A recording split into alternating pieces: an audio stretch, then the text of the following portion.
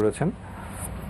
For Bitr Salat, do I have to say Allahu Akbar and raise hands and then recite Dua Kunut, or just recite Dua Kunut without saying Allahu Akbar and raising hands?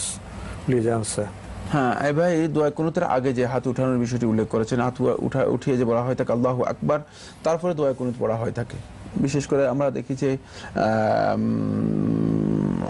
মানে আমাদের বাংলাদেশের প্রেক্ষাপটে যেখানে মানে হানাফি মাযহাবের উলামায়ে কেরাম বা হানাফি মাযহাবের দৃষ্টিভঙ্গি যেখানে ফলো করা হয় থাকে বেশিরভাগ ক্ষেত্রে, সেখানে এই ধরনের করা হয় থাকে।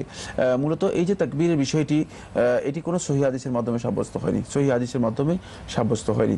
সুতরাং মানে আপনি যদি মানে দোয়া কুনুত পড়তে চান, দোয়া কুনুত এর জন্য তাকবীর দেওয়া শর্ত নয়, দোয়া কুনুতের জন্য তাকবীর দেওয়া শর্ত নয়, তাকবীর ছাড়াই আপনি দোয়া কুনুত পড়তে পারেন। তারপরে দোয়া কুনুত মূলত রাসূলুল্লাহ সাল্লাল্লাহু আলাইহি ওয়াসাল্লাম আব্দুল্লাহ ইবনে উমর রাদিয়াল্লাহু তাআলা বর্ণিত হাদিসের মধ্যে রয়েছে যে রাসূলুল্লাহ সাল্লাল্লাহু আলাইহি ওয়াসাল্লাম রুকুর আগেও পড়েছেন, রুকুর পরেও পড়েছেন, রুকুর আগেও পড়েছেন, রুকুর পরেও পড়েছেন। রুকুর পরেও আপনি পড়তে পারেন, রুকুর আগেও পড়তে পারেন। এই ক্ষেত্রে দোয়া কুনুতের আগে মানে তাকবীর দেয়া অথবা হাত উঠিয়ে তাকবীর দেওয়ার বিষয়টি বিভিন্ন ইজতিহাদের মধ্যে এসেছে। ইজতিহাদের মধ্যে আসলেও মূলত একেবারেই মানে বিশুদ্ধ কোনো সনদে এটি সাব্যস্ত হয়নি।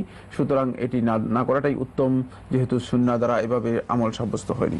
তো এসব করার কারণে কি নামাজের কোনো ক্ষতি হবে?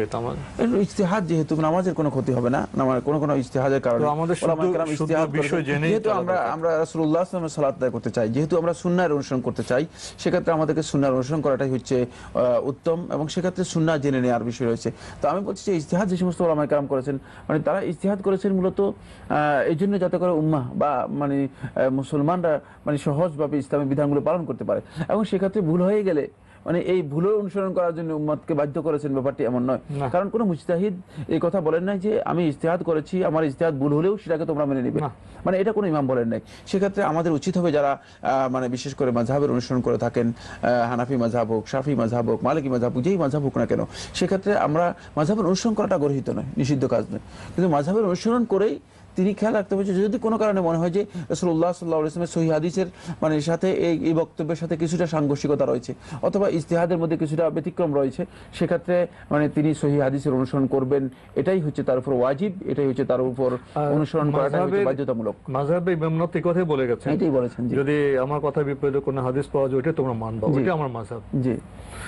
তো আসলে আমরা যারা অনুসারী, আমরা অনেক সময় ভুল করে ফেলি আর কি। জি।